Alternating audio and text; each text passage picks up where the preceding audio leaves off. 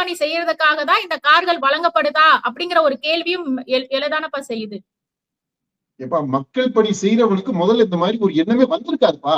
First point, மக்களை பத்தி யோசிக்கிறவன், எனக்கு ஓட்டு போட்டவங்க யார் அப்படின்றது தெரிஞ்சவன், அவங்களை மதிக்கக்கூடியவன், அவன்கிட்ட இருந்து இந்த மாதிரி ஒரு சஜஷன், ஒரு பரிந்துரை, ஒரு வேண்டுகோள் வந்திருக்குமா? முதல்ல அவன் என்ன நினைச்சிருப்பான்?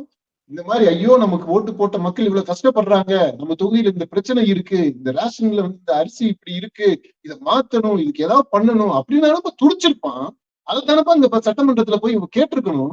முதல்வரே எங்களுக்கு இதை செய்யுங்க, எங்க மக்களுக்கு இதை செய்யுங்க அப்படின்னு தானே கேட்டிருக்கணும். அவன் தான் உண்மையிலே மக்கள் மீது அக்கறை உள்ள ஒரு மக்களுடைய பிரதிநிதிமா. இவங்க எல்லாம் யாரு? தன்னை பற்றி, அவங்கள பத்தி ஏற்கனவே அவ்வளவு காரம் வச்சுக்கிட்டு இருக்கிறவன் கேட்கிறான், ஏற்கனவே அத்தனை லட்சம் சொத்துக்களை வச்சிருக்கிறவன் கேட்கிறான். இதை எப்படி நீங்க புரிஞ்சுக்கிறீங்க? மக்கள் நலம் எங்க வருது? ஏமாற்று பேர் வழிகளுங்க, மக்களை ஏமாத்துறாங்க.